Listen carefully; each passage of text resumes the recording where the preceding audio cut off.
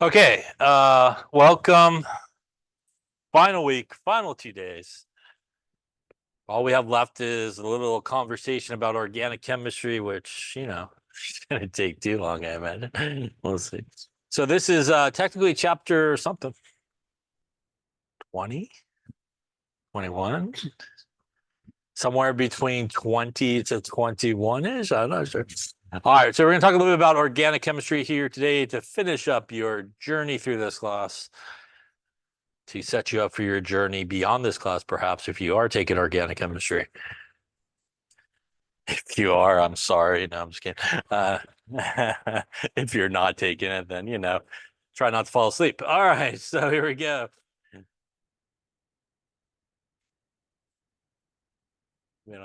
All right, so organic chemistry, let me just start with the phrase that's in every organic book, probably the first phrase, first sentence. It is the chemistry of carbon, basically, and carbon compounds. So really, organic molecules, the basis of pretty much all organic molecules is carbon pretty much attached to carbons. And attached to those carbons usually are hydrogens. And this is really sort of the makeup of pretty much all organic molecules. As we'll talk a little bit about here today, we'll swap out some of the hydrogens for other sort of elements, and you'll get different types of organic molecules. But really, the backbone of all organic molecules are these carbon to carbon connections and these carbon to hydrogen connections, which gives really organic molecules certain compounds or properties. And those properties oftentimes are nonpolar because we have our carbon-carbon bond, which if you took the difference in electronegativity values, gives you something like a difference of 0. And as you might remember, your electronegativity values anywhere from 0 to 0.4 is considered nonpolar bond. Anything above 0.4 to below 2 is considered polar. So definitely, obviously, they both have the same electronegativity value of like 2.5, and you'll get 0. And also the carbon hydrogen bond, if you take the difference in electronegativity values, you get 0.4. So the basis of pretty much all organic compounds are that they're essentially nonpolar. And what that gives in terms of organic compounds versus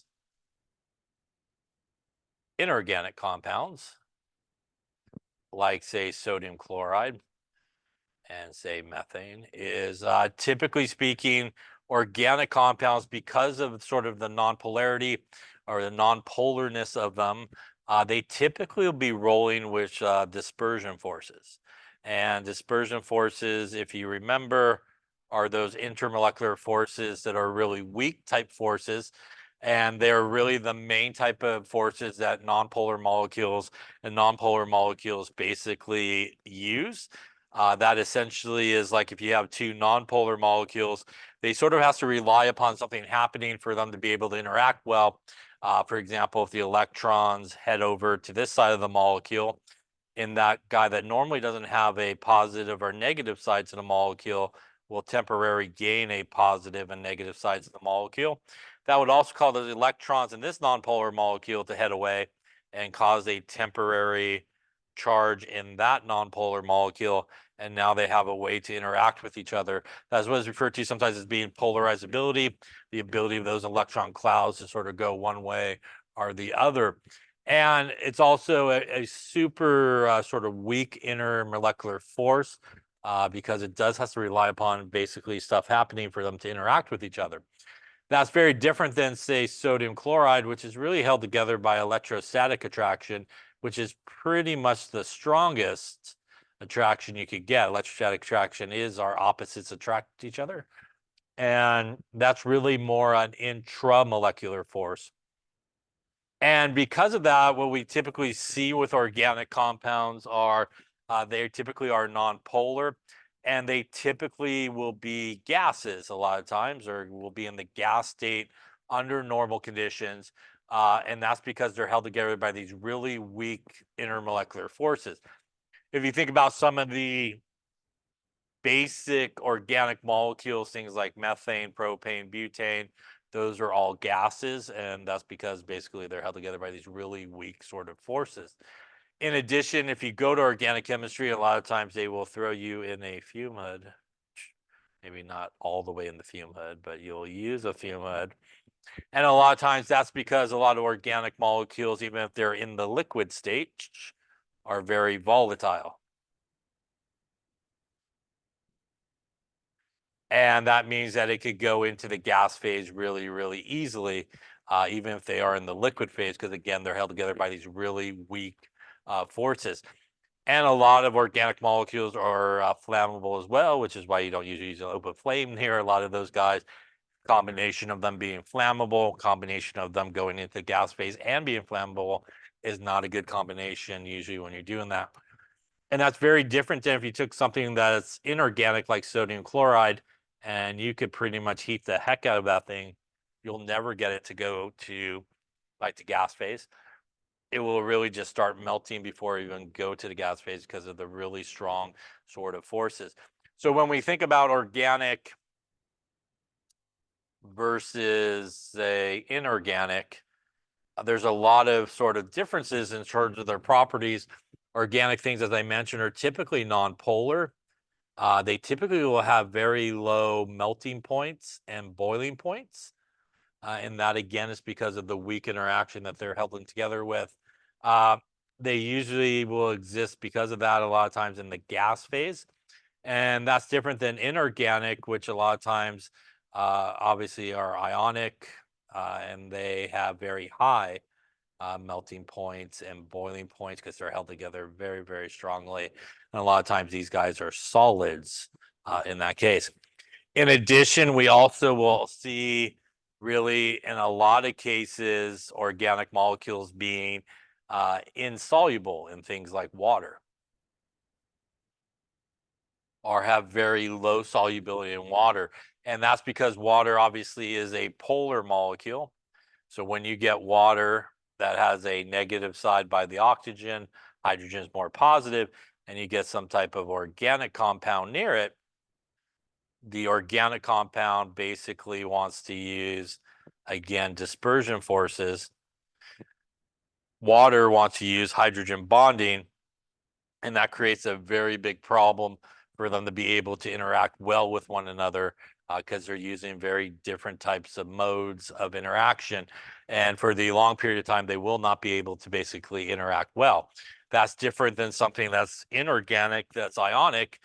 It will break apart into ions. It could do an ion dipole interaction with water and dissolve, where the water will be happy to surround that positive ion or negative ion. And that's what makes something sort of dissolve. So when we talk about carbon, organic molecules, let's talk a little bit about our friend carbon. Carbon has 4 valence electrons. Carbon wants to always make 4 bonds, and that's something really important to remember when you are maybe going to organic or drawing organic things. A lot of times what people really screw up on a lot is when they start drawing organic molecules, they for some reason like to throw 500 bonds to carbon. They just kind of keep on slapping lines on it until it's done. It needs to obey the octet rule. Carbon basically cannot go over the octet rule, and that is because carbon's on period 2 on the periodic table, right about there. And period 2 on the periodic table is equivalent to the principal quantum number of 2, or the second energy level.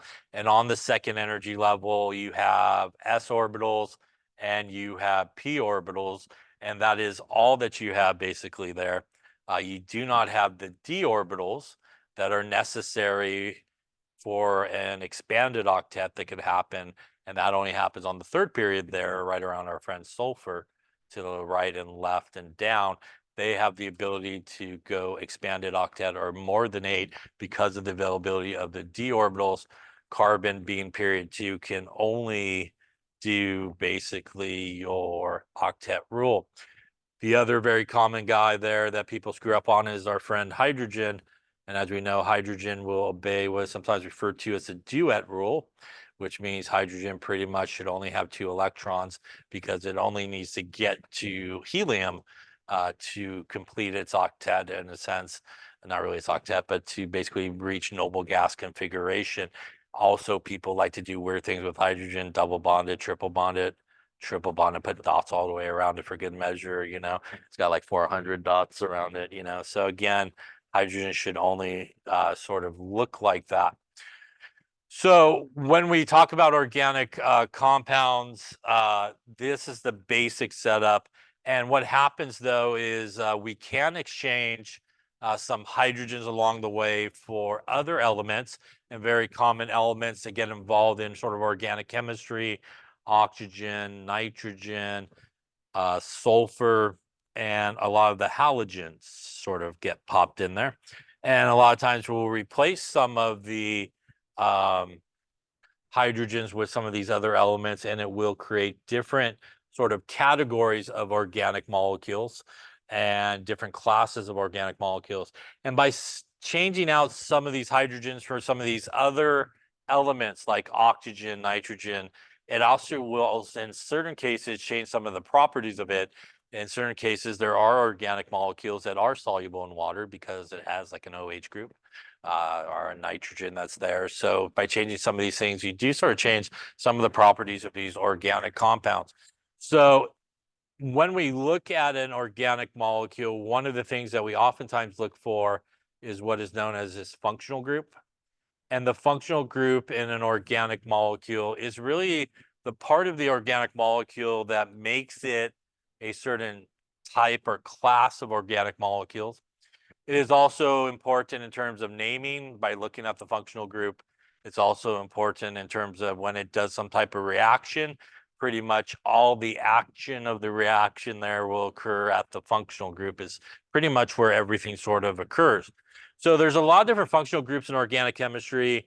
The basic organic molecules are things that have a carbon-carbon single bond, and these are what are referred to as alkanes.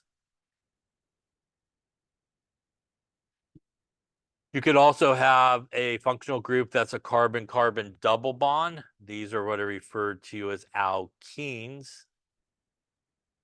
You could have a carbon-carbon triple bond, which are known as alkynes.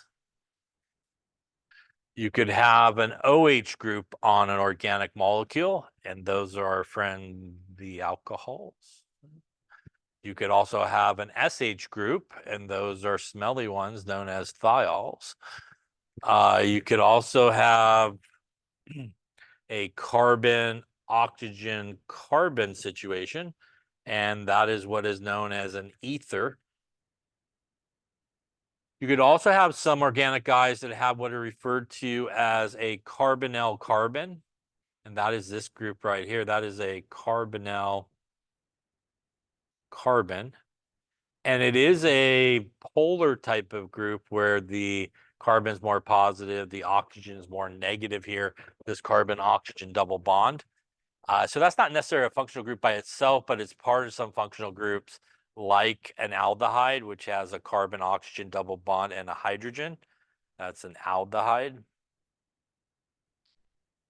You could also have a 3-carbon run that has the double bond there in the center, and that is what is known as a ketone. You could also have a carbon-oxygen double bond and an OH. That is what is known as a carboxylic acid. That's like acetic acid is one of those. You could also have some nitrogens involved, a little NH2. And that's what's known as an amine. You could also have one that looks like a carboxylic acid, but also has an NH2 or nitrogen group on it. That's known as an amide. You can have a carbon-oxygen double bond to an oxygen to a carbon, and that is what is known as an ester. Esters are organic molecules that are responsible for a lot of flavors and smells, like, you know, bananas and oranges and all that kind of stuff. They're responsible for a lot of those kind of flavors and smells.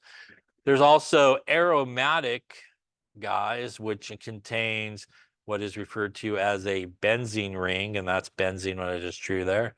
These are sometimes referred to as aromatic.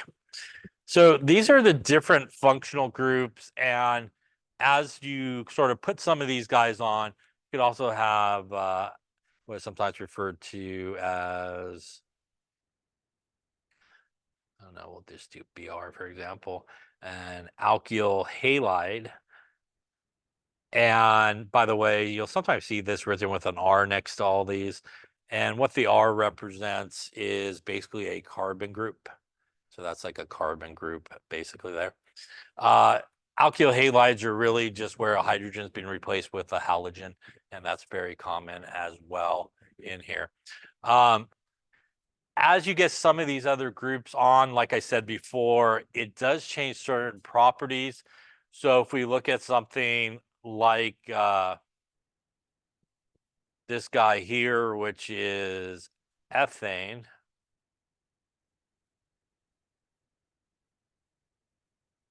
and we look at this guy here, which is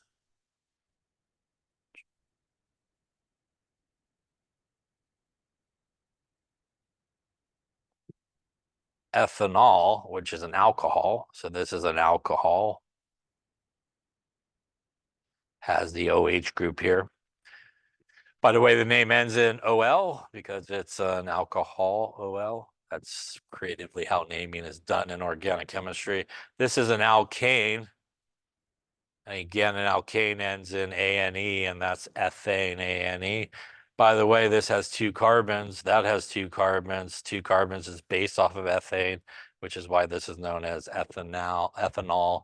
And so a lot of the naming, as we'll talk a little bit about, basically comes from the alkanes, and everything sort of falls back to sort of those alkane names. Now, the difference here between these two is, again, this is really a straight sort of non-polar guy. He's going to use dispersion forces, which, as we just talked about, means pretty much going to be insoluble in water. But ethanol over here will be able to interact with water, as water has pretty much the same bond in it. This guy being negative, this guy being positive, negative and positive. It could do everybody's favorite thing, which is hydrogen bond, right? So because this organic molecule basically has that OH group, it allows it to interact with water, and it actually is fairly soluble in water. So as I mentioned there, by just kind of changing out one of those hydrogens for a different functional group, it can create different sort of properties. This really has 2 parts to it. This part here is pretty much nonpolar, and the other part is kind of polar. And that's very common in a lot of organic molecules. You have kind of like a nonpolar part to the molecule, but you still have this polar part. And because of that presence of that polar part, again, it's able to interact okay with water and be very soluble. Now, there is a limit, and I will say even organic compounds that are, say, soluble in water or can interact with water has the ability of the hydrogen bond. It does depend on the size of the nonpolar part of that molecule.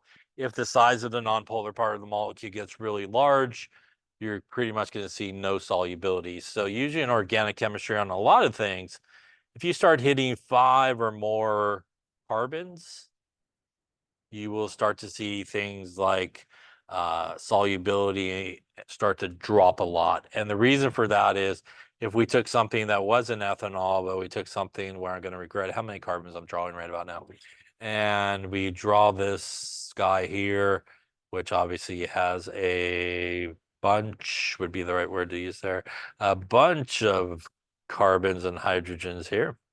And when we look at this sort of guy, when it tries to, for example, it tries to interact with water, what's going to happen is it's going to run into trouble for a couple of reasons. One main reason is pretty much the nonpolar part of this thing is now pretty huge. And it has just a small polar part where it can interact with water. And what happens is sometimes referred to as steric hindrance. Pretty much the big part gets in the way, and it doesn't allow really the water and that OH group on that alcohol, for example, there to interact really well with each other, and it's pretty much not going to be soluble at all. Remember, for something to be sort of soluble in water, it does has to break apart water and water interactions, which are small polar interactions, and replace it with something very similar. And this is like, parking a truck in that thing, it's not going to really work really well, especially with that big non-polar part. It's not going to be able to interact with water at all. It's just going to kind of get in the way, and it really does prevent sort of that thing. So even though something, for example, like an OH group will be very soluble in water, once you start building out, the number of carbon solubility starts to drop. On the other hand as well, if you were to build out a lot more, say, OHs, for example, the more OHs that you would have, say, on a molecule, that would have the ability to actually increase the solubility, because again, it gives it a lot more places to interact with. It also affects, for example, something like boiling point. Alcohols, for the most part, when we look at this list, alcohols is pretty much the champion in terms of boiling points and melting points and things of that nature. There's really only a few things that could beat it. One of the things that could beat it is actually this guy. The carboxylic acid has the ability to beat it. And it's because of the group that's there. It actually has two polar groups. It has this guy and it has this guy. And when basically two carboxylic acids get together, they're able to basically to hydrogen bond with each other at 2 points per molecule, which means that they're going to be held together a lot tighter. And because they're held together a lot tighter, it's going to take more energy to break them apart, to get them into the gas phase, and it's going to have a much higher boiling point. So carboxylic acid is one of the few things that can actually beat an alcohol in terms of boiling points or melting points. But all these other guys, for example, here will be much lower in terms of boiling points and melting points than an alcohol in that case. Also, the placement of certain groups are important. For example, the aldehyde group, because it has that hydrogen at the end, means that when you have that functional group present, it pretty much has to be at the end of the molecule, one end or the other, because if you put hydrogen in the middle, it will have more than 2 electrons, and it'll have too many electrons, so it can never be in the middle. By that token, something like a ketone, which needs a 3-carbon run where the double bonds on the center carbon, means that that carbonyl carbon can never be at the end because it needs 3 carbons in a row to have that carbon-oxygen double bond. So as you go to different functional groups, some functional groups have different properties because of the functional group that's present, because of the elements that's present, and the type of bond that's present. And that does change. Again, these guys here also could use some hydrogen bonding, right? That's a hydrogen directly attached to a nitrogen, like ammonia. So they have abilities to do hydrogen bonding and interact well with water as well. Any questions on there? So when we talk about organic compounds, if we look at formulas that are typically used, there's a few different formulas. There is the classic molecular formula. And that's something like C3H8. There is the expanded structural formula, where basically you draw it out like a Lewis structure. So you would draw something like this, where you just draw out all of the hydrogens.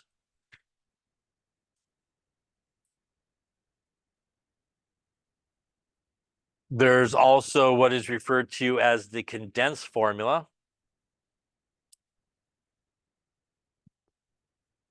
And the condensed formula is very much like the expanded formula, except you don't draw out the hydrogens. So you kind of break these things up into groups. So that's like a CH3 group. That's a CH2 group. And that's a CH3 group. So that is that. And then there is really the basic formula that is used and probably used the most if you take a real organic class, not like a fake one, which is line structure. And line structure, you pretty much don't put anything there except, lines. So that is the same thing there. when you look at a line structure, pretty much you don't usually put the little circles, but I'll do it for our purposes here. Each of these spots are carbons. And because we know that carbon does need 4 bonds, pretty much all the rest of the bonds are going to be hydrogens. So you do a little H there. This guy should have 3. Guy in the middle has 2 lines coming in. So to get to 4, it technically would have 2 hydrogens. Guy at the end has 1 line coming in. So it has 3 hydrogens needed. But typically you just draw it like this. Now, if you did have something else there, you would draw it. So if you had something like that, you would draw it in. You had like this. Yeah. Now, if you just had, I missed the spot there. Just a line by itself, that would still be a carbon at the end and should have 3 hydrogens.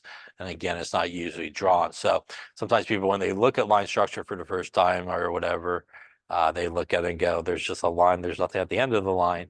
And it's assumed at the end of the line will be a carbon and the appropriate number of hydrogens that is needed to get to 4 bonds. If you have something that's a really long sort of organic compound, sometimes they will do a short abbreviation in the condensed formula, say something like this. And basically what this means is you have CH2 that repeats 4 times in a row. So this guy would have something like 6 carbons in it. If you did that, it would basically be this. 1, 2, 3, and 4, and then 1 more there. Now, I will say in condensed formula, typically if there's some type of group that's not necessarily part of the long chain, people will oftentimes draw it out in there. And what I mean by that is like something like this. Kind of just draw a line, even though it's condensed type formula. Any questions on any of those different types of formulas that are commonly used? So let's talk a little about some of these groups and some of what happens with our carbons. Carbon has the ability, obviously, to make a single bond, which is very common. And typically, if a carbon makes a single bond, like I said before, those are what are referred to as alkanes. Carbon-carbon single bonds. Alkanes have the general formula of CnH2n plus 2. That's the number of carbons is N. So in this case, that is 2 carbons. 2 times 2 is 4, plus 2 is 6 hydrogens. And when we look at this particular carbon here in the middle, or on either side, I guess, are the central carbon. If we throw back to 200A here and do a little geometry, dare I say, that is 1 electron pair, 2 electron pairs. This one counts as 3, and that one counts as 4 electron pairs. Also has 1, 2, 3, and 4 bonds. I'm sure you're going to tell me that that is the geometry of tetrahedral. Yes. That is a bond angle of 109.5 degrees. So alkanes, because of the single bonds, will usually end up with 4 electron pairs of 4 bonds in a lot of cases. And they will have this tetrahedral geometry. This tetrahedral geometry is why when we draw alkanes typically, it has what's sometimes referred to as a zigzag shape because of the tetrahedral geometry of each of the carbons. It keeps kind of moving back and forth like that. Dare I go for the daily double here? The hybridization of that carbon is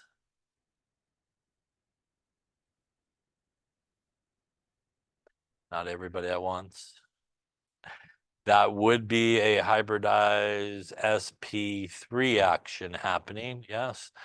By the way, if you're not sure how to do hybridization, hybridization is the combination of atomic orbitals like S and P that come together to make similar size orbitals, similar energy orbitals. Easy way to do hybridization is S is there's 1, P there are 3 orbitals, D there are 5 orbitals. and you basically count up electron pairs like you're doing geometry, which means that if you have a double bond or a triple bond, it counts as one. And in this case, 4 is 1, 2, 3, and 4. That's an S and 3p. So that's an sp3 hybridization that is happening there. And that's a quick way that you can figure it out. Now, what happens in organic chemistry is because carbon can only have 4 bonds and meet the octet rule, if I wanted to make a double bond here, by the way, this is ethane, right? A-N-E, the guy up on top. If I want to make a double bond here, I could not just draw a double bond to my guy on the left because each carbon will then have 5 bonds, which is too many. So we do have to make room for the bonds. So when we make a double bond, which is a common thing that can happen between carbons, we do have to sacrifice, as you can see here, a couple of hydrogens from our alkane so that we don't end up with more than we should. And these are going to then be an alkene, as I mentioned. It has the carbon-carbon double bond as the functional group. When we look at this, it has a general form of CnH2n. And if we look at the guy we have there, 2 carbons means 4 hydrogens. Again, 2 less than our alkane because we had to fit the double bond in. 1 hydrogen from each carbon gets lost along the way as we look at it. This also, by the way, when you make the double bond, also affects the geometry of our central guy here. It now has 1 electron pair, 2 electron pairs, and this one counts as only 1. So that is 3 electron pairs. Also has 1, 2, and 3 bonds. That is our friend trigonal planar geometry, which is a bond angle of a =20, is basically what you got going on there. Now, when we look at it, it will make its triangular shape, which is sometimes referred to. So it's basically going to make our triangle happening here in this case.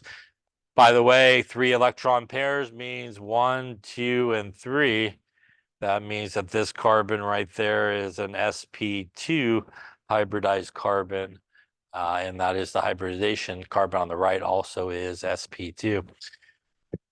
All organic molecules pretty much are based off of the alkane name. So the guy on the left is the alkane with 2 carbons on top there. That's ethane. This has a double bond, but still 2 carbons. This is known as ethene, E-N-E, again, because, you know, that's the alkene name of it. Now, if I wanted to take this guy and lay up a triple bond, I will again need to sacrifice a couple of hydrogens up here to make room for it. And very common in organic molecules, carbon can make a triple bond. And when we look at this, this is what is known as an alkyne, Y-N-E. And it has a general form of CnH2n-2. And that's because it has to lose 2 more hydrogens when it does so. So if we look at the guy we just drew there, that is C2H4. No, that is not. That is C2. That is C2H4 minus 2, which would be 2 there. I could do math without a calculator, maybe. Let's see. There we go. So 2 times 2 is 4. Minus 2 gets us to our 2 there. And also geometry here changes. That is 1 electron pair, 2 electron pairs. And that is also 1 and 2 bonds. That is our friend, the linear geometry of 180 degrees. Also, the hybridization here will change as well. It has basically 2 electron pairs. So if we look at the hybridization here, 1 and 2, that is an sp hybridized carbon in that particular case. So also carbon sort of properties change as you add bonds. You got to get rid of 2 hydrogens, 1 from each carbon to make room, and changes the geometry. That's also why even in line structure, it will change the way sometimes line structure is drawn, especially if you have a triple bond, they will actually draw it a little bit more linear and kind of straight in terms of drawing the sort of line structure. A lot of times people will still, for example, incorporate like a double bond, just like kind of the normal zigzag. And people will also a lot of times even incorporate the triple bond, even with the zigzag shape, even though in reality, that triple bond will actually straighten out the geometry of it or something like that. Any questions on the hybridization, the bonding that's happening there? By the way, the other hybrid orbitals are sp3d, right, for our trigonal bipyramidal, and our sp3d2 for our octahedral, all of which we do not get for carbon because, again, it cannot go expanded octet. So these are the three that you typically come across, sp, sp2, and sp3 when you're looking at organic molecules. Any questions on that there? So speaking of that, let's talk a little bit about alkanes. And alkanes are really kind of the simplest organic molecules you could have. As I just mentioned, they have the general form of CnH2n plus 2. The first 10 alkanes for a lot of times is really important to know the formula and the names because everything's sort of based off of that. So we have one carbon that will give us 4 hydrogens. That is known as methane. 2 carbons will give us 6 hydrogens. That is ethane. 3 carbons will give us 8 hydrogens. That is our friend propane. 4 carbons gives us 10 hydrogens. That is butane. 5 carbons, that is 12 hydrogens. That is pentane. And we kind of get into prefixes at this point. Penta for 5, 6 is hexa. So C6H14 is hexane. C7H16 is heptane, like hepta. C8H18 is octane. C9H20 is nonane. And C10H22 is decane. They all end in A-N-E, and they're all alkanes. And the connection in each of these is basically carbon attached to carbon, and again, hydrogens attached to here. So again, this is our propane. And again, line structure would look something like that. Again, carbons attached to carbons in this case. Now, when we look at carbon, we could also classify carbons as a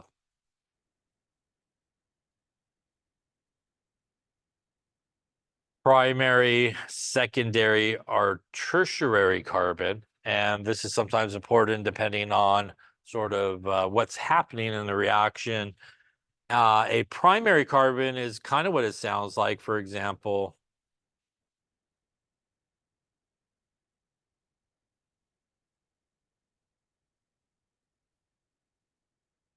if we look at this guy right here, this would be a primary carbon, and that is because it is directly attached to one other carbon. So it's a carbon directly attached to one other carbon is a primary carbon. A secondary carbon would be a carbon that is directly attached to 2 carbons.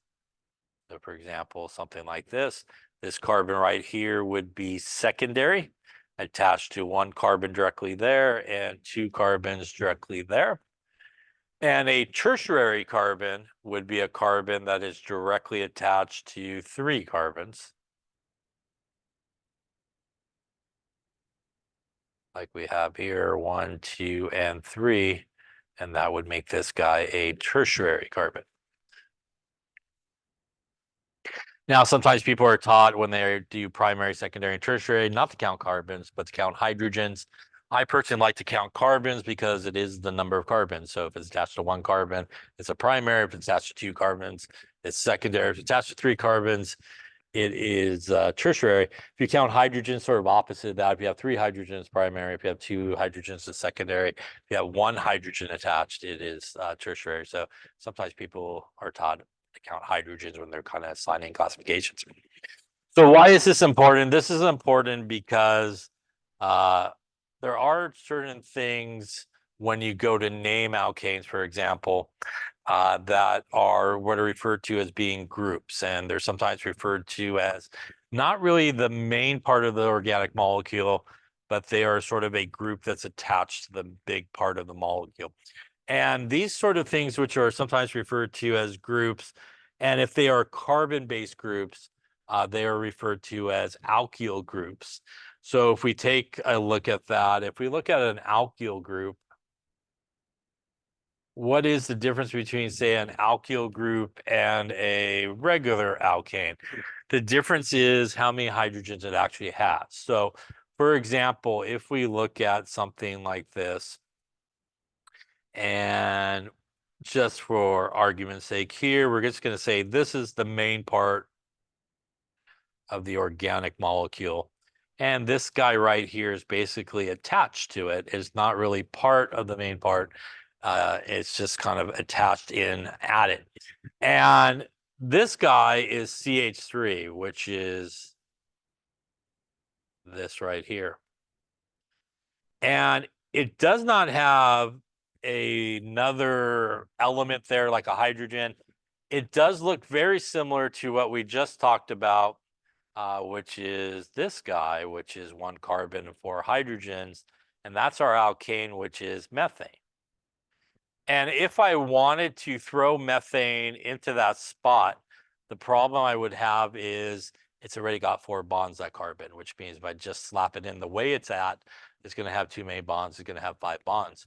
So what an alkyl group is really an alkane that is missing a hydrogen. And because it's missing a hydrogen, it now has a place where it could actually bind into a carbon on the long part of the organic molecule. So it will not end up with too many bonds. Because it is still based off of the alkane name, and it's an alkyl group, we actually dropped the last part of the name, and this is what is known as a methyl group. Methyl because it has one carbon based off of methane.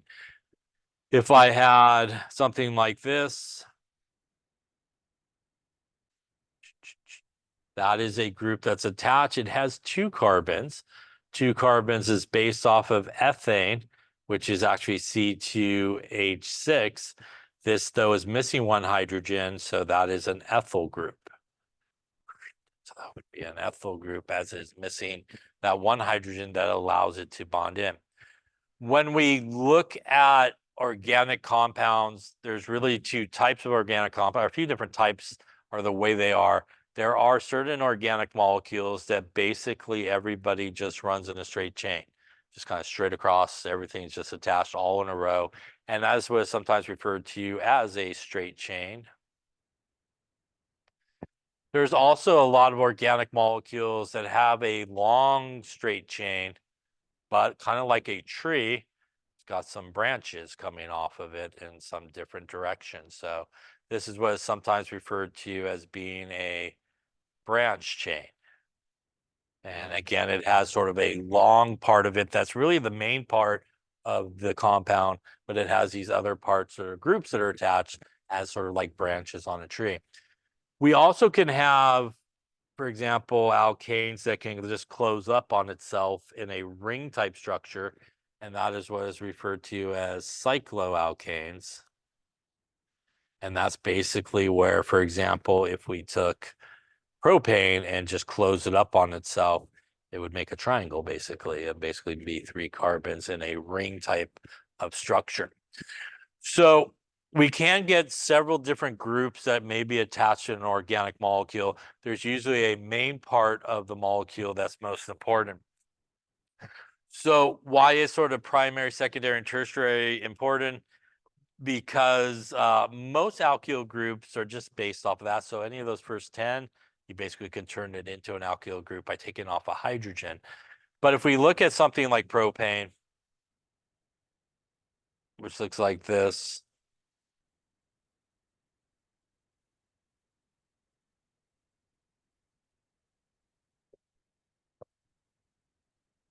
this is propane.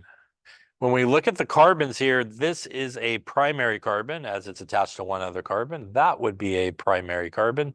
And our guy in the middle here would actually be a secondary carbon.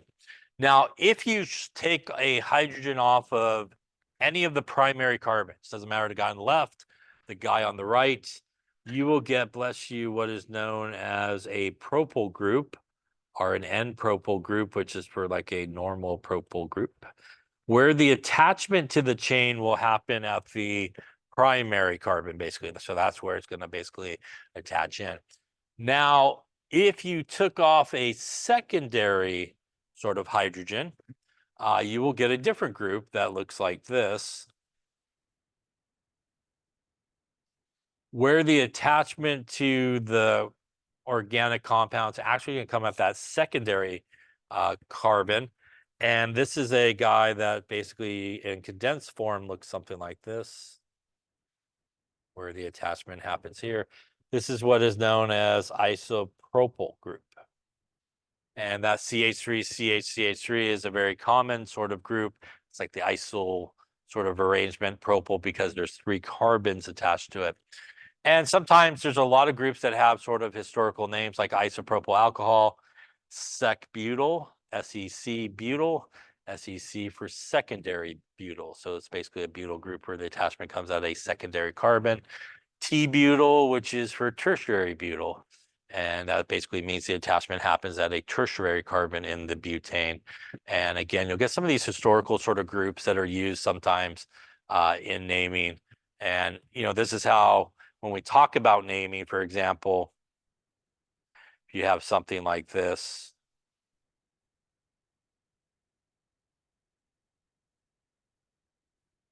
this is an alcohol because it has an OH group. This is what is known formally as 2-propanol. By the way, it has 3 carbons, which is based off of propane. It's an alcohol OL, ends in OL, yeah. 2 is where the OH group is in terms of the carbons. That is 2-propanol. This group right here is the one we just talked about. That is the isopropyl group, also known as isopropyl alcohol, also known as rubbing alcohol. Yeah, so all 3 are the same name for the same thing. And that happens a lot in organic chemistry. There's like the official name, which is kind of the IUPAC way of naming, which is an International Union of Pure and Applied Chemistry. There's common names, which people just commonly use. There's historical names that are still used. So there's a lot of different names for the same thing sometimes when you look at it. Any questions on that? So while we're talking about naming, let's talk a little about how you name these sort of alkanes. So when we name things, usually we do want to follow the IUPAC naming. And again, that's the International Union of Pure and Applied Chemistry. They are the guys who come up with all the funky rules like we did with complex ions in terms of how to name things. And these are the rules to follow. So basically, the first thing that you always want to do in an organic compound is when we talk about alkanes for sure, is you always want to find the longest carbon chain. And this is the longest continuous carbon chain. It does not necessarily mean it's going to be the straightest chain. It could go straight for a bit, come up and go over. I could start at the bottom, come up and go over the other way. The only thing that you cannot do when you're counting the longest continuous chain is backtrack. So you got to go one direction until you kind of hit a dead end and figure out how many carbons that is. You usually want to check all your options because you could end up with more than one way at which you could get the same number of carbons, or you might find a different way that has more carbons. You then want to find out the alkane name that corresponds to that.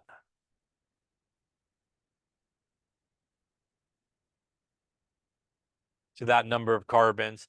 And that really will be sort of like the base of your name. So if you counted 6 carbons, the base of your name would be hexane. If you counted 3 carbons, the base of your name would be propane. Once you do that, you do want to ID all the groups that are not part of the longest carbon chain. And you want to identify those names. Again, they will be probably an alkyl group. By the way, another important sort of group, in addition to alkyl groups, is halogens as well. So you could also have halogens. And halogens are named just the way we named it when we did complex ions. F is fluoral, chloral, bromo, iodo. So kind of the same way that we used previously as how you name those guys in organic chemistry. Then really important is you want to number the longest carbon chain to give the groups attached the smallest numbers.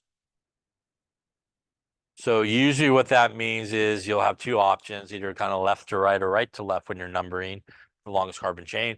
And you do want to go with whichever way gives the groups really the smaller number. Then you want to go with groups in alphabetical order, regardless of prefixes.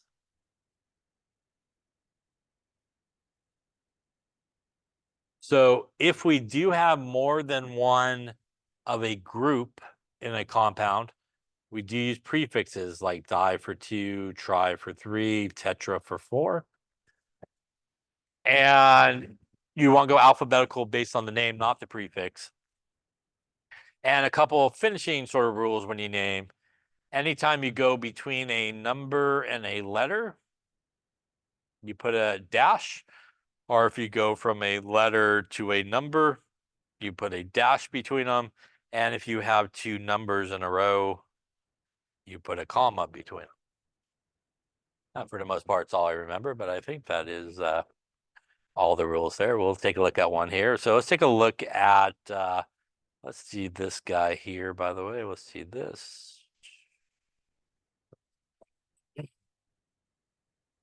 This. This. Do this. We'll do this. And we'll do this. We'll take a look at this guy here.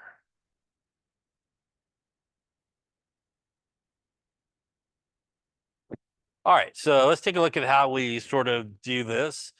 First off, if we look at the guy on the left, longest continuous carbon chain is pretty much everybody. There's no other thing attached there, basically. So that is just the number of carbons, which is 4. So that is our friend butane. Right? It's got a little C4H10 action happening there. Now, when we go to the guy on the right, longest carbon chain is actually 3. You get 3 that way. You could also get 3 going this way as well, going to the middle, going up. It doesn't really matter which way you choose. If you have a straighter one, sometimes that's easier to kind of see. So I would take the straightest one there. 3 is the longest continuous carbon chain. Now, that means that the base of our name for this guy is 3 carbons, which is propane. We also have a 1 carbon group that's attached to it, and this is considered an alkyl group. And it is 1 carbon, which means it's based off of methane, and this would be a methyl group. Now, the next thing that we need to do is actually number our longest carbon chain. This could be carbon 1, this could be carbon 2, this could be carbon 3. Our other option would be go right to left, where that would be carbon 1, that would be carbon 2, and that would be carbon 3. In this case, does it make a difference which way we go for the CH3? It doesn't. So in this case, it doesn't really matter which way you number it. But if it did make a difference, you would want to go whichever way gave you the lower numbers, basically what you're looking for.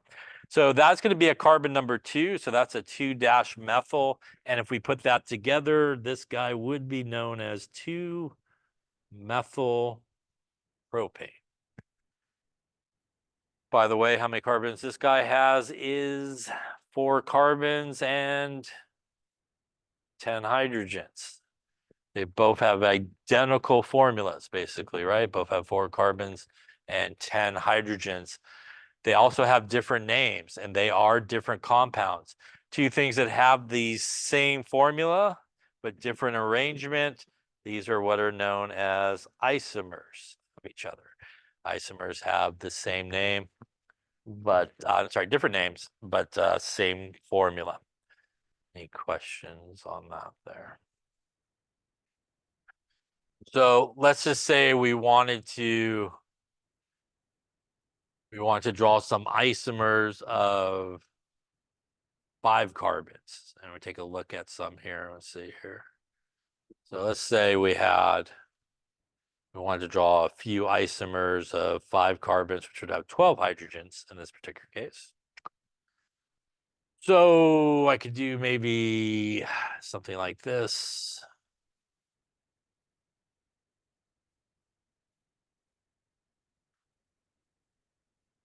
I could do maybe something like this.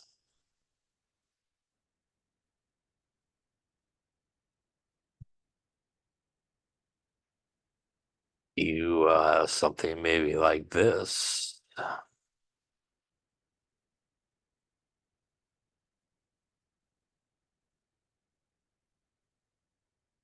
Could do something like this.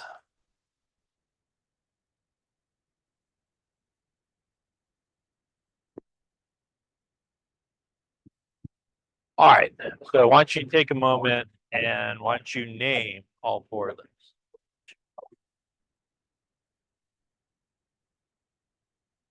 Tell me, are they isomers of each other? Okay, so let's take a look, see how you're doing. So we'll start with the first one. Longest carbon chain here is our friend 5 in a row. Nothing else basically attached to it. So 5 in a row is going to be pentane as our name for this guy. Coming to the second one here, longest carbon chain in this case is 4, which you could get straight across. You could also get 4 by coming this way and up. It doesn't really matter which way you want to do it. That is going to give us the base of the name for this guy is going to be butane, because that is 4 carbons in a row. We also see in this particular case, maybe we see, we do have this guy right here, which will be a group that's attached, and that is a 1 carbon group, which is a methyl group. And we do need to give the location of the methyl group. So again, we do have 2 ways of numbering. We could go left to right, which is 1, 2, 3, and 4. We could go right to left, which is 1, 2, 3, and 4. And it is as simple as 2 is less than 3. So this is the correct way that we do want to number. And that would give us a 2-methyl. And putting that together would be a 2-methyl butane. This guy here also has 5 carbons and 12 hydrogens. They have 2 different names, which means these 2 guys are going to be isomers of each other, because they are definitely different names. Any questions on those 2 there? Coming to the third one here, we could get 3 by going straight across. We could also get 3 by going up. You could also get 3 by just going straight up that way too, whichever way you want to go. Once again, it doesn't matter, but 3 does look like the winning number in terms of how many carbons you got going on. That means in this particular case, we do have this guy, which is a group, and this guy is a group. This guy with 3 carbons means the base of the name is going to be propane. This is a methyl group. This is also a methyl group, and that is 2 methyl groups in the same compound. It doesn't matter that they're on the same carbon or not on the same carbon. It doesn't really matter. That would then turn that into a dimethyl, as we would use a prefix here to indicate that there are 2 methyl groups. Again, not necessarily on the same carbon, but in the same compound. We do need to give the number as to where those methyl groups are located. And in this case, it doesn't matter which way we go. We are going to get number 2 for each of those. And because there are two methyl groups, and even though they are sitting on the same carbon, you do have to give the number twice. So this is a situation where you have a 2,2 dash dimethyl, and that putting that together, 2,2 dimethyl propane would be the name of this guy. Also a different name than any of these two guys. It also still has 5 carbons and 12 hydrogens. That would be another isomer in this particular case. Any questions on that there? Last one here, longest carbon chain is how many? It is 5. It is still 1, 2, 3, 4, and 5. Not straight across, but still 5, which means that this guy is pentane. That means this guy is not an isomer, even though you drew it differently, right? It's just drawn differently. It is the same as this guy. So this would not be another isomer. And sometimes that's what happens when people are asked to draw isomers is they end up drawing and like, I'll just turn this up and draw this guy down, and I just made something different. So a good way to know if you really did make an isomer or not is to name them. And if you end up with 2 different names, then you probably did draw an isomer. If you end up with 2 of the same names, you did not. That all revolves around whether or not you name it correctly, obviously, to do that. Question on that there. Now, if we do have a name, for example, and we wanted to draw something, like we had a, I don't know, a 3-ethyl 4-methyl hexane. And we want to draw this either the condensed formula or the line structure for this guy. It is really, I think, in my opinion, the easiest thing to do is actually draw something from the name because frankly, they tell you what to draw. And always when you draw in organic chemistry, you should always work backwards. And when you work backwards in the name, for example, here, hexane is 6 carbons. So that's really all you should start with, for example, is just the 6 carbons. I wouldn't put anything else in there. And 4-methyls a group and 3-ethyls a group. And since you are drawing it, you do have the luxury of, you could either call this guy over here carbon number 1, or if you wanted to, you could call that guy carbon number 1. It doesn't really matter. You could choose since you're drawing it. I'm going to call the guy on the left carbon number 1, so I'll get rid of that. So if I call my guy on the left there carbon number 1, that means for me, if I go 4 places, 1, 2, 3, 4, I should have a methyl group, which is a 1 carbon group. It should have 3 hydrogens. So that's that, that's that. If I go to carbon number 3, I should have an ethyl group. I'm going to go down since it's a little crowded up there. That's actually a 2 carbon group. I am pretty much out of name. At this point, everything else is going to be hydrogen to get carbon to his magic number of 4. So if we look at the guy on the right, it has 1 line, which means to get the 4 bonds, it needs 3 hydrogens. Guy next to it has 2 lines, so to get the 4, it needs 2. Guy next to it has 3 lines, so it just needs 1. Guy next to it has 3 lines, so it just needs 1 to get the 4. Guy on the bottom here has 2 lines, needs 2 to get the 4. Guy at the end there, 1 line, needs 3 to get the 4. Guy here needs 2 to get the 4, and 3 to get the 4 there. There it is, all said and done. Condensed formula here. If you're going to do a line structure, you would do kind of the same thing. You would start with the 6 carbons, just do a little zigzag situation. Figure out how many you drew. 1, 2, 3, 4, 5, and 6. Again, you could choose either side as your carbon number 1. I'm going to choose this side as carbon number 1. And that means once again here at carbon number 4, 1, 2, 3, 4, I will have a methyl group, which will just be aligned. Again, nothing attached to it implies that there's a carbon at the end and 3 hydrogens. And at carbon number 3, I have an ethyl group, which will look something like that. And there it is, line structure all, and works kind of the same way. Question on that there. Okay. All right, we're going to take a small break, take 10-minute break, and we're going to stay in here and a few more things, and we'll wrap it up here. So taking a look at this one again, we would want to go with our longest continuous carbon chain here. And in this case, it does look like this guy will probably do it. 1, 2, 3, 4, 5, 6. We could also get 6 once again by coming in this direction. So again, 6, the base of our name here is going to be hexane. That's going to give us our group that's attached here, which is a 1 carbon group, which is a methyl group. And you could probably just see by looking at it, the smaller number is going to be achieved by numbering in this direction. And by the way, once you sort of choose a way to number, you do sort of lock it in for everybody that's there. So you can't go back and forth. You just kind of choose one way of numbering, and that is the best way. That would be a 2-methyl in this case. And again, that would then end up being our 2-methyl hexane in this case. If we take a look at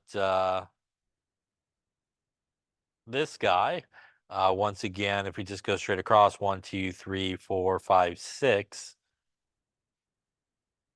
we again could get 6 by going in this direction. We went this way and down, that's only 4, and that's only 3. So again, 6 here is going to be our longest continuous carbon chain. That again is going to be a name here of hexane as the base of the name. We then have 2 groups here, which is our methyl groups. And again, we do have 2 of them, which gives us our dimethyl. And again, our carbon 1, 2, and 3, given it's a smaller number. Obviously, if we went the other direction, 1, 2, 3, 4, and 5. So that would give us a group at 4 and 5 versus 1 and 2. I'm sorry, 2 and 3 in this case. And in this case, it is as simple as 2 is smaller than 4. So that is the way that you want to go. So we would want a number, obviously, in this direction. That would give us, we do need to give the number for both. So 2, 3, dimethyl, and then hexane here in this particular case. Any question on those names there?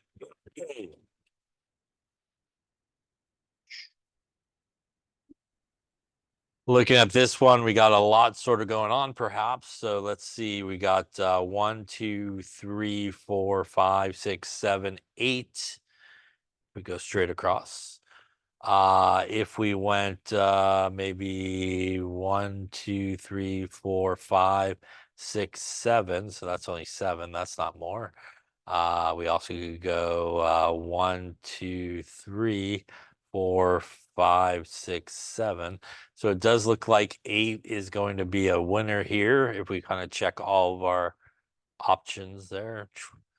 So in this case, the base of our name is going to be off of 8, which is octane, as it all is single bonded. In this case, we do have a methyl group there and a methyl group there. So that's going to give us a dimethyl. We have a 2 carbon group here, which is based off of ethane, and that would be a ethyl group.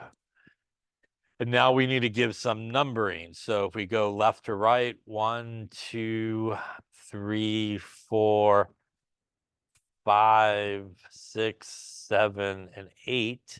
So going left to right, we have a group at 2, 5, and 6. Going right to left, 1, 2, 3, 4, 5, 6, 7, and 8. So going right to left, we have a group at 3, which is obviously more than we started with already, 4 and 7. So again, it's simple as 2 is smaller than 3. So we would want a number in this direction. And that's going to give us for our dimethyl a 2, 6. And for our ethyl, it would be at carbon number 4, again, numbering in this direction. And we do want to put this in alphabetical order, regardless of prefix. So much like we did with complex ions, we would look at the E and the M here, and the E would actually come first because we're going to ignore the prefix. This would give us 4 ethyl, 2, 6 dimethyl, and a little octane action there at the end of it. Any questions on that name there? Hopefully they came up with a similar name, I hope. There we go. Oh, I miscounted, did I? 1, 2, 3, 4. It is 5. That's bad eyesight, I suppose. They are right. That is 5. Not bad. Had too many numbers, I think. The rest should be okay, I think. There you go. 5-ethyl, 2,6-dimethyl octane. Yep. All right. So let's take a look at these here. Why don't you take a moment and give it a go, name each of these guys and see what you come up with. Okay, let's take a look. We'll start at the top one here. Looks like 1, 2, 3, 4, 5, 6. I could also get 6 if you started up here, 1, 2, 3, and hung a right. 4, 5, 6, I think. Could also get 6 if you went 1, 2, 3, 4, 5, and 6 and went up. So there's a few different ways, but it does look like 6 is a winner, and regardless of sort of which way you went. I'm going to take the 6 straight ahead there, and that means that I'm looking at this guy as a group and this guy as a group. So when we look at it here, 6 going to give us a base of our name of hexane. This guy is a 1-carbon group, which is a methyl group. That's a 2-carbon group, which is an ethyl group. And we want to number it to give it the smallest number. And if I go right to left in this case, 1, 2, 3, 4, 5, and 6, that's going to give me groups at 2 and 4. If I went left to right, my first group would be a carbon number 3, which is larger. So we would want to go right to left here. That would mean my methyl group would be a 2, and my ethyl group, I'll get the right number this time, it's a 4. And putting that together, we're going to go alphabetical regardless of number. So that's going to be 4-ethyl, 2-methyl, and hexane. Any questions on that one there? Now, if we look at the one to the left, I think it's straight up here. 1, 2, 3, 4, 5, 6 as well, I think. Could also get 6 by going this way and then up as well if you sort of wanted to there. It looks like 1, 2, 3, 4, 5, 6, 7 is more than 6, and that would be how many carbons there would be. So it is 7 there. So actually, what I highlighted originally should be 7, and that is the longest here. So that is again 1, 2, 3, 4, 5, 6, and 7. So 7 is going to give us a base of our name of heptane. And again, that would mean that this is the only thing that's left, which is our methyl group. And going right to left here, 1, 2, 3. Going the other way, 1, 2, 3, 4, 5. So we definitely want to go in this direction. And that would give us 3-methyl heptane in that particular case. Questions on that one there? All right, so last one here. Longest carbon chain is 8. 1, 2, 3, 4, 5, 6, 7, and 8. Remember, longest carbon chain does not need to be the straightest, but that would get you your longest carbon chain right there. That means that our groups would be here and there. As it comes there. So our 8 is going to be octane in this case. That's going to be an ethyl, and that will be a methyl. And here we have 1, 2, 3, 4, 5, 6, 7, and 8. Going in the other direction, 1, 2, 3, 4. That's clearly more than 3. So we would want to go in this direction.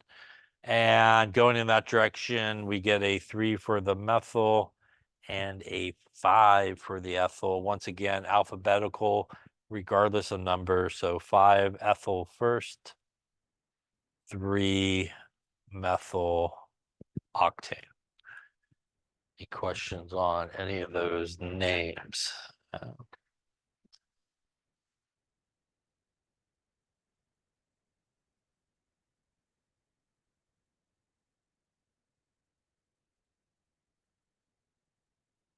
All right, so looking at a couple more here. We're looking at these names. So once again, just remind you to when we draw names, we do want to go backwards. So here we will start with butane, which tells us it should just be 4 carbons. And again, that is all you want to start with. That basically takes care of that. 2,3-dimethyl means there's a methyl group at carbon 2 and carbon 3. I'm going to call this carbon 1 for me, which means that is going to have a methyl group at carbon 2 and 1 at carbon 3. At this point, I am out of name, so everything else is going to be hydrogen to get the 4 bonds. Guy on the right has 1 line in, so that's 3 hydrogens to get the 4.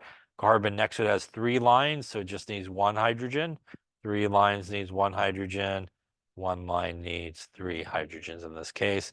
Again, if you're going to do more of a line structure on this, you would still start with the 4 carbons in a line structure, and you would go to carbon number 2 and do a methyl, and carbon number 3 and do a methyl, with carbon number 1 obviously being there in my drawing. Yeah. Any question on that one there? Take a look at the bottom here, pentane. So that's going to be 5 carbons, 1, 2, 3, 4, and 5. We then have 2 and 4. I'm going to again call this number 1. So number 2 would be here where there should be a chlorine.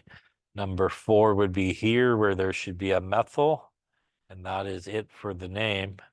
So we're going to again put our hydrogens in to get the 4 bonds. So 3 for that guy, 1 for that guy, 2, 1, and 3.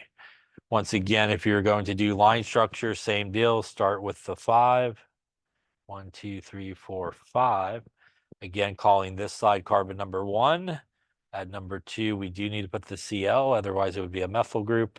And at carbon number 4, we would just do a line, which would be the methyl group in that case. Any questions on naming or drawing alkanes? Now, a couple last little points here on sort of naming alkanes. As I mentioned before, there are cycloalkanes, which are basically straight chain alkanes that sort of close up at the end. And the way that we name those is by basically putting cyclo in front of the name. So if we had something like this is 1 carbon, 2 carbons, 3 carbons. And 3 carbons is based off of propane. It is a ring type structure. So this would be known as cyclopropane.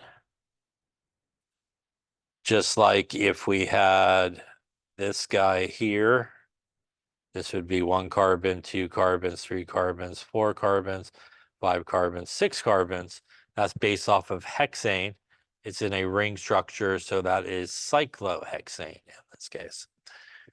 Now, if you had any type of groups on top of a cycloalkane, you do need to name the group. So let's just say we slapped on to this guy here a methyl group, right?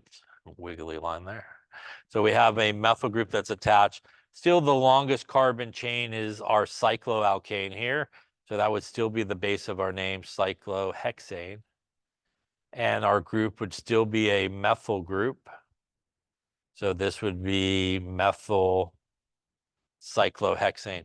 In this particular case, this is what is sometimes referred to as being monosubstituted, which means there is just 1 guy on the ring. And because there's just 1 guy on the ring, you don't need to give the number, but it is assumed that that would be carbon number 1, wherever it's at. Because honestly, if you drew this like this, that would still be methyl cyclohexane, but this would now be carbon number 1. So if there's just 1 thing on a cycloalkane, you don't need to give numbers. But if there happens to be 2 things on there, you do need to give numbers. So if there is more than one thing on it, you do need to give numbers. And we really have a few different ways to number. We could start with the chlorine, and we could go clockwise, 1, 2, 3, 4, 5, and 6. And this would give us, if we went clockwise, a 1 and 6 sort of arrangement. We could also go counterclockwise, 1, 2, 3, 4, 5, and 6. Counterclockwise gives us a 1 and 2, and clearly counterclockwise is going to give us the smaller number in terms of numbering. But we also have the ability in this case to number starting at the methane, which is the line up on top, right? So if we did the same thing and did not disappear my ring there, that would be good. Let's see if I can put it back together here. There we go. So if we started at the methyl and went clockwise, 1, 2, 3, 4, 5, and 6, that gives us groups at 1 and 2 clockwise. Counterclockwise, 1, 2, 3, 4, 5, and 6. 1 and 6 counterclockwise. So regardless of where we start, the numbering should probably end up being 1 and 2 in this particular case. Now, because there are two groups here, and it doesn't matter which way you go, where you start, you're still going to get 1 and 2. The way that we really should number in this case is really starting at the chlorine, because alphabetically the chlorine should come first before the methyl, right? So since we have that option, we would actually want to probably start numbering at the chlorine, and that would give us something like 1 chloral, 2 methyl, and a little cyclohexane there as the sun hits the really wrong angle there. Any questions on that? So if you have multiple things on a cycloalkane, you do need numbers. If you just have one, you do not need really any numbers in that particular case. All right, so the last thing I want to talk about here, I think, is just a couple of reactions that organic molecules undergo. Specifically, we'll talk about alkanes here. And organic molecules basically will undergo a number of reactions. There could be substitution reactions, there could be addition reactions, there could be elimination reactions. There's our favorite redox reactions, a bunch of different reactions. And if you take a real organic class, unlike a fake one, you'll learn all about the mechanisms that occur, where the electrons go, how the bonds break. You'll get yelled at if you draw an arrow like that when you're only moving one electron, because you should only have one of those per one electron. That's how crazy it gets. But we're obviously not going to talk about mechanisms here, but with a couple of reactions that alkanes undergo, they do, like most organic molecules, undergo combustion reaction. So you could take an alkane like methane, react it with oxygen, you get a little CO2 and water action happening. A little balancing maybe here. 2 there. The other type of reaction that alkanes will kind of do is what is referred to as substitution reactions. And basically in a substitution reaction is pretty much what the name sounds like.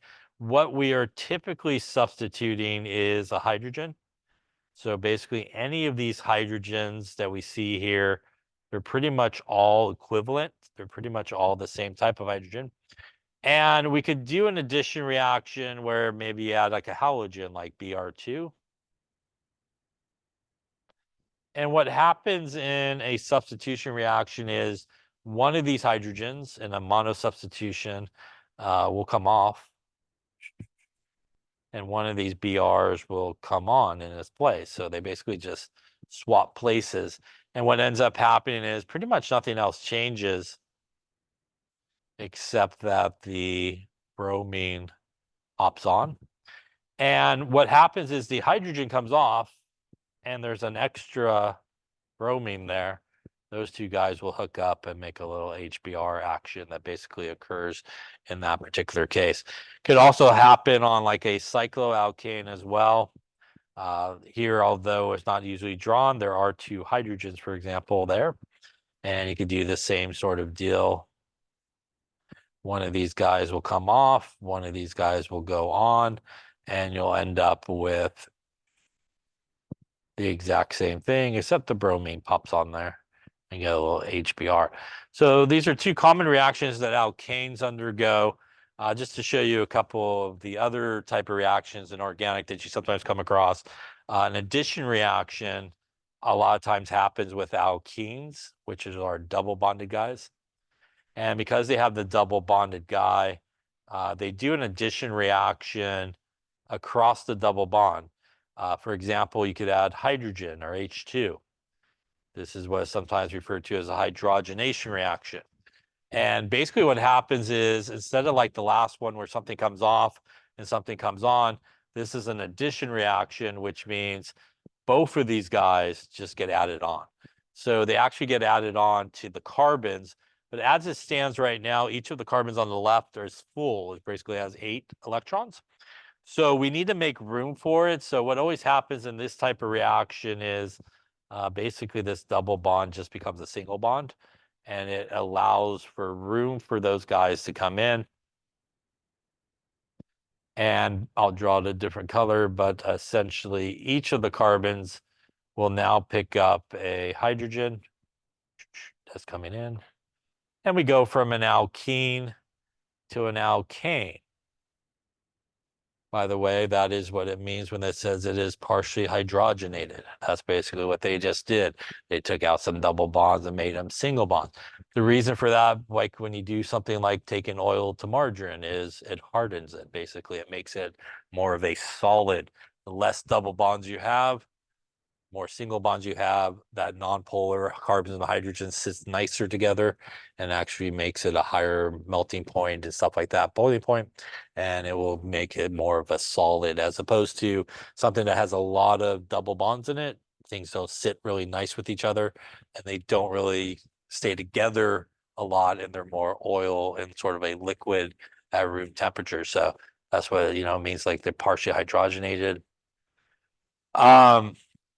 In addition, there are like redox reactions that occur. For example, if you take an alcohol like ethanol, which is a primary alcohol, and a primary alcohol means that the OH group is attached to a primary carbon, right? That's a primary carbon, and that would make it a primary alcohol in this case.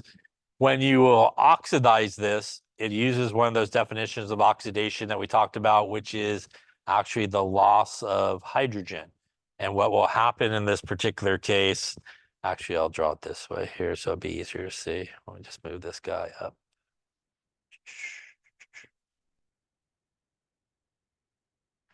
We'll move this guy like this. And put a hydrogen here. What happens is this hydrogen here and this hydrogen here basically come off, and you get H2, and everything else stays the same, except that now that oxygen and carbon will make a double bond, and this makes a new organic group, which is known as an aldehyde. And this is an alkane, an alcohol. By the way, you can then oxidize this aldehyde one more time, and it's the other definition of a oxidation, which is it will insert an oxygen right there, and you will end up with a carboxylic acid that looks something like this, known as acetic acid, right?